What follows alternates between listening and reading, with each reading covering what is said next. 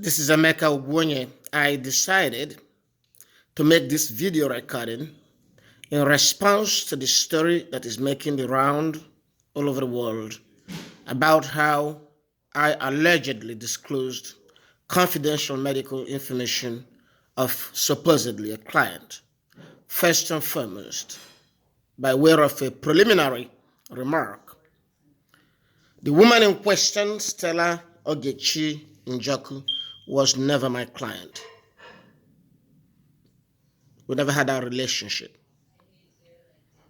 Two, I never disclosed her medical information. It was not necessary because she disclosed it herself. She published her story in her own words. She made it public. She could write, she could tell her story. There was no need for me to tell her story for her. All I did was to allow her to use DPA to tell her story, just as she's doing today, publishing her story everywhere else. In November of 2016, a lady contacted me in my capacity as the head of the DPA, a group that works to assist those who need justice or those who have suffered injustice. DPA's mission has always been consistent. We help people who suffer injustice and who are otherwise unable to fight for themselves.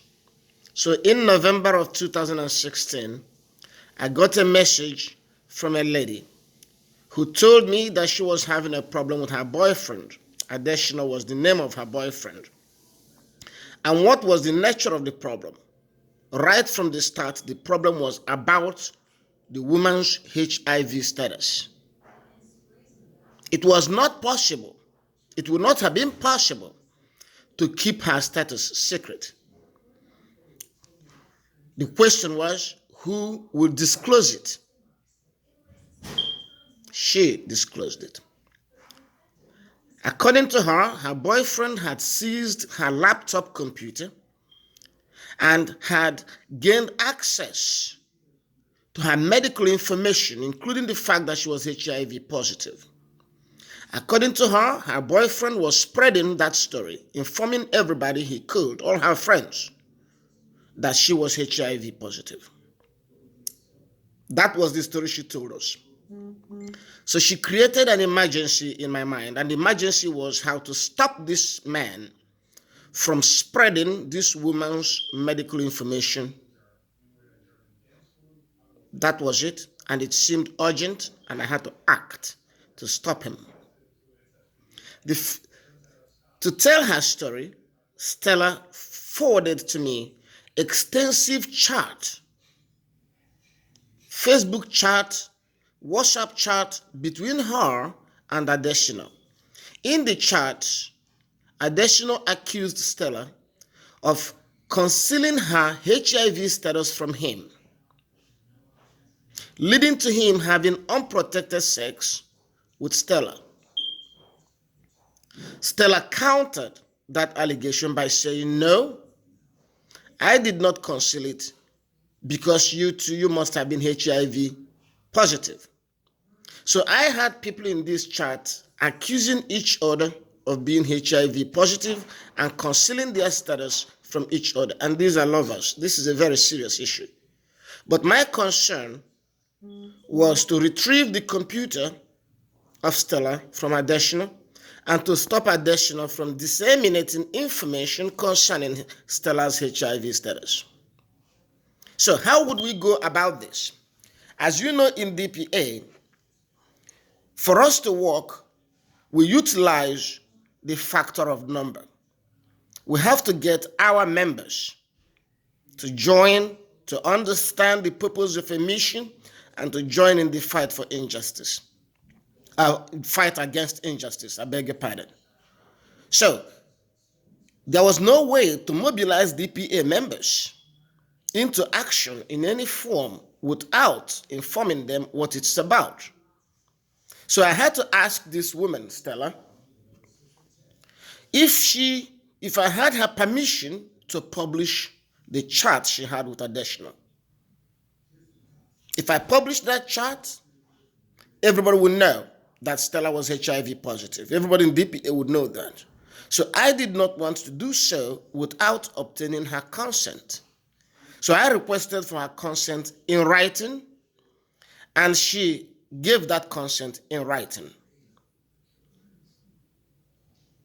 Even though I had her consent, I still did not publish her status. I didn't do it myself. I asked Stella to write her story and publish it on her wall. Only then would I be able to publish it on DPA. She did so. She published her story by herself. She made it public.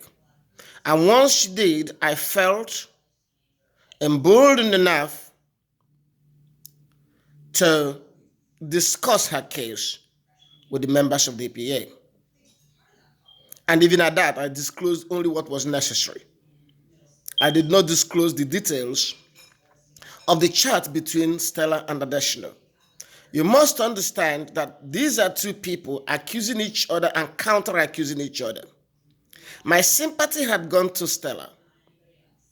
And if my sympathy had gone to Stella, I had to push Stella's version of events. I did not want to push Additional's version of events because then I viewed Additional's stories as excuses. If I had published the entire chart between Stella and Additional, our members might have formed negative opinion of Stella.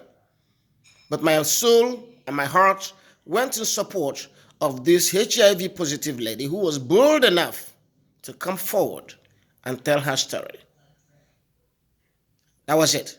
So I suppressed Additional's accusations of Stella. I didn't believe them to be true then, but now, in retrospect, they made a lot of sense. So Stella told her story. DPA fought for her. It was a fairly public event. Stella was active in the event. Stella was commenting on discussions on her post. Stella was addressing the questions asked by members about her HIV status. She was dealing with it. She was proactive. She was speaking about it. So everybody knew that I did not disclose her status. She did. She did. We retrieved her computers. We got Additional to undergo HIV test because that was the issue. Okay? Additional said she did not tell him she was HIV positive.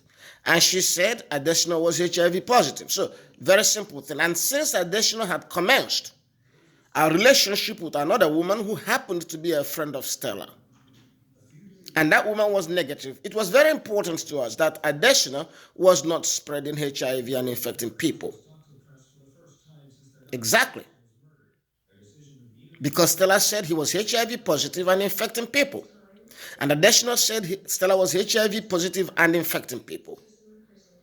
So we wanted to stop a man we considered as a menace who was going around infecting people. So, interestingly, when Additional submitted himself to HIV test, it was discovered that he was negative. Then, if Additional was negative, why would Additional, negative, deliberately have unprotected sex with Stella if he knew Stella was positive? It did not add up. So it meant indeed that Additional was probably right that he did not know that Stella was HIV positive. And if he did not know that Stella was HIV positive, then it was because Stella did not inform Additional. So at that point, you have a problem. Stella, HIV positive, commenced a relationship with Additional, HIV negative, but did not inform Additional that she was HIV positive. That was dangerous. But we discovered this at the end of our work. After we had retrieved her computers and ensured that Adesina was no longer harassing her or causing any trouble to her. We analyzed the events, and it did not make sense because you see, Adesina returned the computers before he went for HIV test himself. It was after I saw Adesina's HIV test showing conclusively that he was HIV negative that I realized that Adesina was telling the truth. He was HIV negative, and that was when I had to ask the question, why would a man who was HIV negative have unprotected sex with a woman who is HIV positive? It adds up to one thing. Adesina did not know that Stella was HIV positive. And Adesina did not know because Stella concealed that fact from Adesina. And if that was true, Stella was indeed the wrong party, and she was the one engaged in a dangerous behavior, and she was the one that endangered the life of Adesina. But all these things came at the end of our work. There was no need to excavate it. There was no need to deal with it. We just let it go. But something was very striking. Something else we noticed. It seemed that Stella's sole purpose for trying to get DPA was, apart from stopping the further dissemination of her status, she also wanted to inform the new woman that Adesina was dating that Adesina could be HIV positive. It's very simple. By alerting subsequent lovers of Adesina that Adesina was HIV positive, it would dissuade them from the relationship. Otherwise, Stella's cause was not a moral cause. Stella knew that Adesina was married when she started to date Adesina. She knew. She was only trying to keep Adesina to herself so Adesina would not have another girlfriend after he had started with her. In DPA, we represent people. Some of the people we represent are not necessarily clean people. Some of them have problems. I can tell you that 80% of the time, the victims we represent also have problems. But when we deal with the question of justice, we protect all. We protect the weaker party. And Stella seemed to be the weaker party because she was a single mother of 3 children, and she was HIV positive, and she was able to come forward. So now the question we have to ask ourselves is, why did Stella come forward in 2016 with her HIV status? Was it because she really wanted to be public or not? Or was it because she already knew that Adesina had made her case public? I think it is the latter. Stella was never intent upon coming public. She came public in a preemptive manner because Adesina had made it public. And Adesina's complaint was he discovered by accident on Stella's computer that Stella was HIV positive. Stella never told Adesina. She lied to Adesina. So Adesina was right. Stella was having a relationship with men without disclosing her status, and she was allowing them to have unprotected sex with her. That be the case. We put it aside. Why are we discussing this in 2017? Very simple. Unknown to me, after we finished helping Stella, Stella became a DPA member. I knew she became a DPA member, but I did not know that she had become active in her chapter, DPA chapter. She was attending DPA meetings. She was active. She was forward. She saw DPA as a group that had helped her and as a group that could help her in the future. Somehow, Stella joined a group called DPA Powerhouse, which was a group of women who initially were enthusiastic and active in DPA. They wanted to do something for DPA, but they were never part of the central administration. They were never part of the administration of DPA. They were just a volunteer team of women who felt they could do something in any capacity they could for DPA. They were never under my direct control. I did not supervise them. I didn't know what they were doing at all. However, at some point, the women in that group began to have problems among themselves, leading to counter allegations and accusations and fight. In my capacity as the head of DPA, I had to rein in that group. I removed 3 members who have become extremely belligerent and disruptive. Those 3 members staged additional conflict and disruption. It came to a point where I felt that the best thing for DPA was to disband that group and to dissociate DPA from that group. But before doing that, I urged the members of that subgroup to disband. Some of them disbanded and left, but some stayed. Those 3 people that had been removed from DPA wanted to use that group to resist their removal from DPA or to avenge their removal. It was not a problem for me. Administratively, it was straightforward. You remove them from DPA. So I instructed my admins to remove all those that remained in that group, that they be removed from DPA, and they were removed from DPA. Unknown to me, one of those that were affected was one Stella Njoku. She was removed.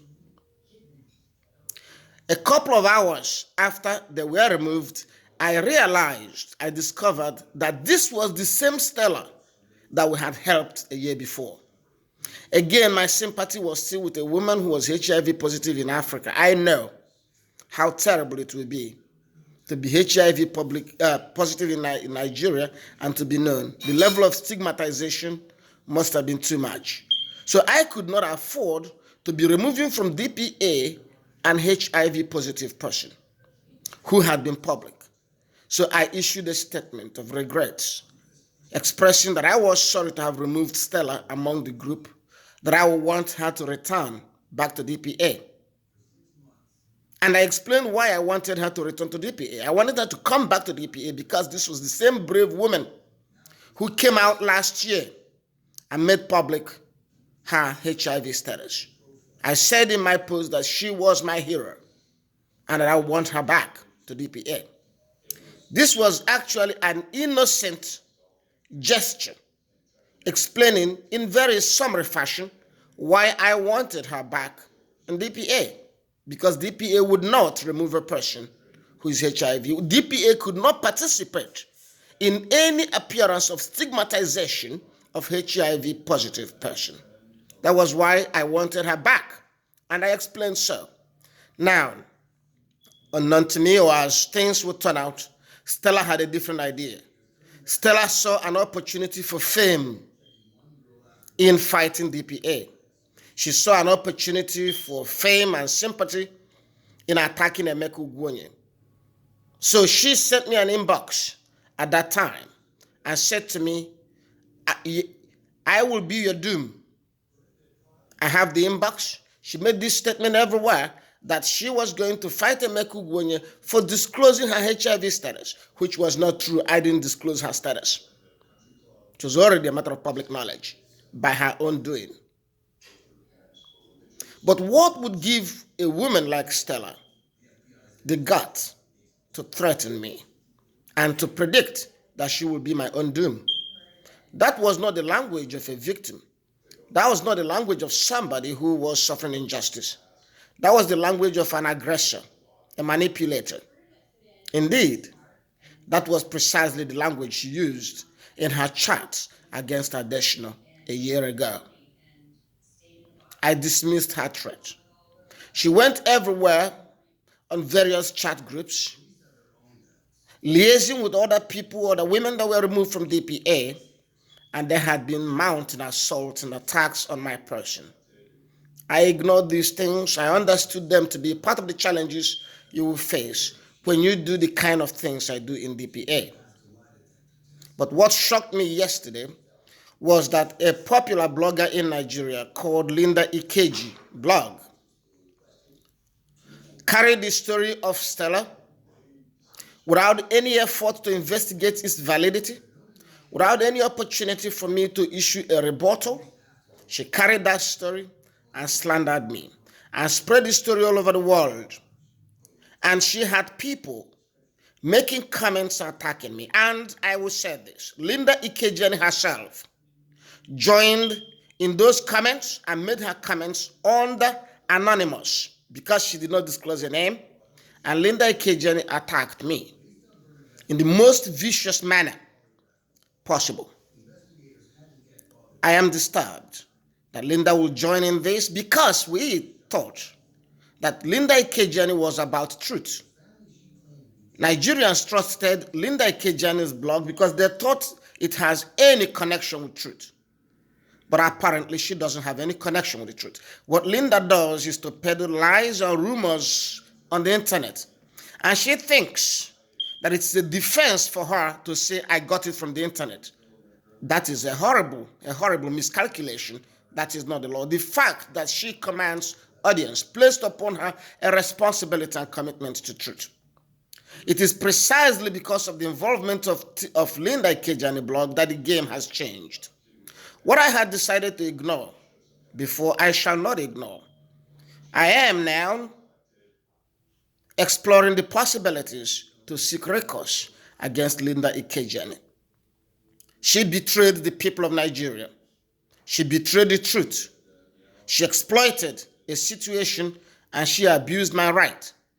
And it is unacceptable. She also abused Stella because eventually the truth about Stella will come out.